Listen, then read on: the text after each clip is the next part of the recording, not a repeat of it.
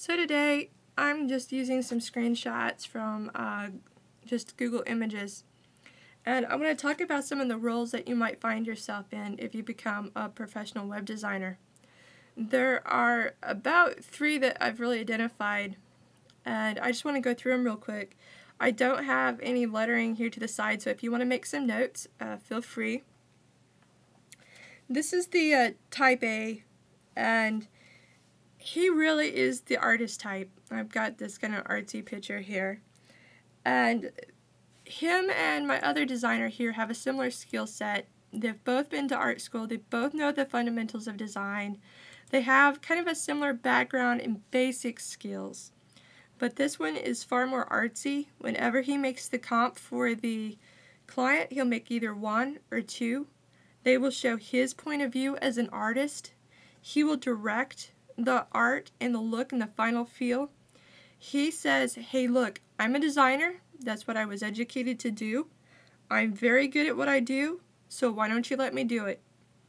And he's going to take that point of view and he's going to defend his viewpoint to the end. And probably if they're saying like, no, you have to do it our way, he will probably walk away from that project. So let's talk about our second designer. He's probably a little bit newer, probably fresh out of design school or web design, and probably first or second job in a firm. Now when he meets with the client, he says, I want to bring your vision to life. He doesn't have his own point of view, doesn't have his own vision. He's there to work for the client.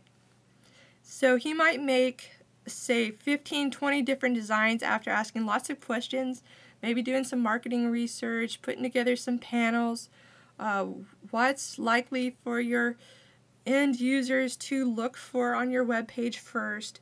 So he'll do lots of studies, lots of pie charts, come up with lots of different ideas. And then he'll go to the client and say, okay, here's all the stuff we've come up with. And he'll have lots of meetings with the client, lots of phone calls, lots and lots and lots of talking. And he tries to come up with what the client wants. And if the client wants clashing blue, he'll give the client that. If the client wants him to move the logo to the bottom of the page where no one can see it, he'll do it. Or she'll do it. There's no gender bias here. So this person's really about bringing the client's viewpoint to realization. Some of the problem with that might be the client might not know what they need as far as back-end programming, front-end programming, design, and marketing. And this person might not have enough experience to lead them through. Or worse, a lot of companies I know, this person would have almost no experience with web design. This would be a salesman. And then in the office itself, they would have the designers and developers. But it would be the salesman that goes out, meets with the client, puts on the big smile, gives them lots and lots of compliments, and says, oh, you know, you thought about a shopping cart? Oh, I think that's a fantastic idea. We can do that for you for $3,000. Isn't that great? And it's their job to sell additional features.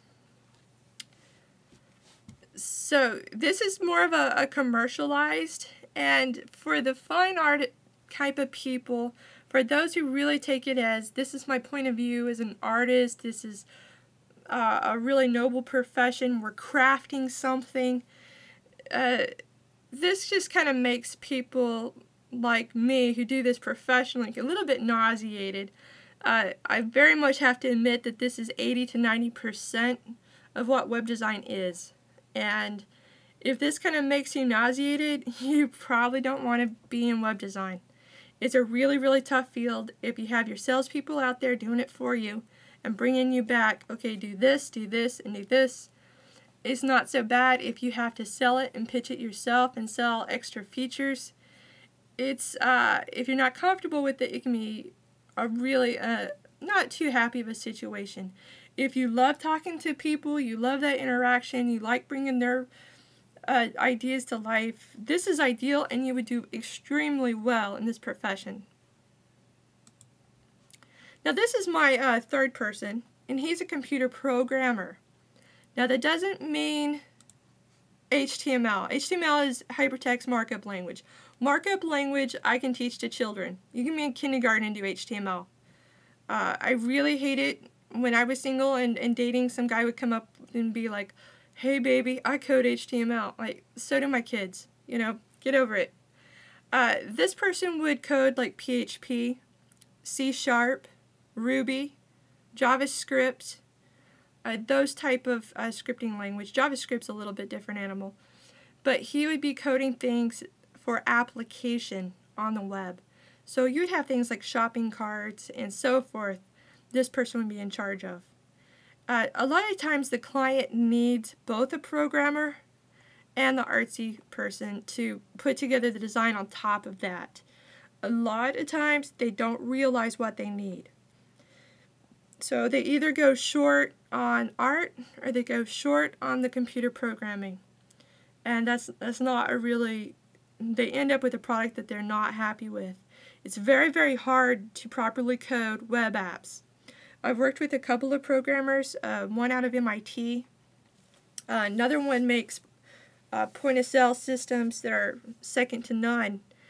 And after working with real programmers, I feel very feeble about my attempts. I think a few years ago I would have said I'm a pretty good programmer. After working with some pros, not so much. They're very, very good. There's so much you can do with programming on a website. You can make regular applications just like you use every day, like Word and Excel and so forth, but you can drive those from a website. And people like this know how to do that. They usually don't know too much about how to build a website, and I've been really surprised working with people from MIT that can program, just beautiful, beautiful code, and they get absolutely lost when it comes to making it pretty. So sometimes it's good to have this on the team along with your developer. This person, usually the sales team will go out, sell the site, and they'll have a developer. They'll have this guy and this guy kind of in the back, but usually not a great artist and usually not a great programmer. They'll have kind of mediocre people in the firm. Their main stretch is on sell, sell, sell, because that's how they make money. But really good firms will have both the artist and developer.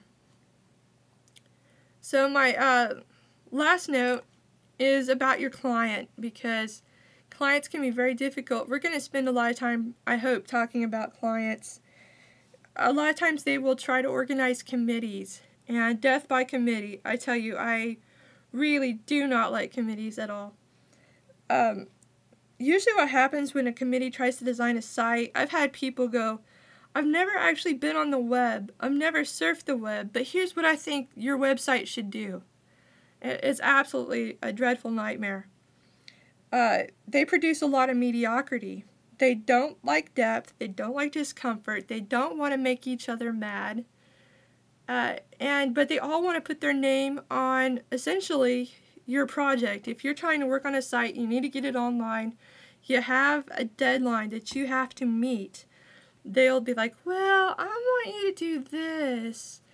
And they'll be very whiny about it. And part of that is they want to go around and tell everyone, well, that logo is like that because I said to the designer they had to do it like that because they didn't know any better.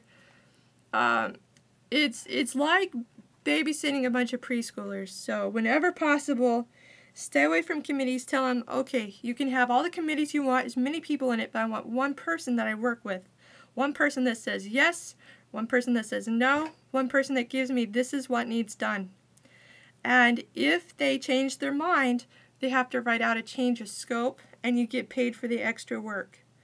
And that way it keeps it a little bit narrow. If you're working as the artist over here, you'll have problem with your client with it creep. They'll be like, well, what about this and what about that? And they'll keep adding to it. If you're this person over here, this particular designer will tell you, oh, well, let's add a shopping cart. Let's add more pages. Let's add this. Let's add that. And they will actually drive that along.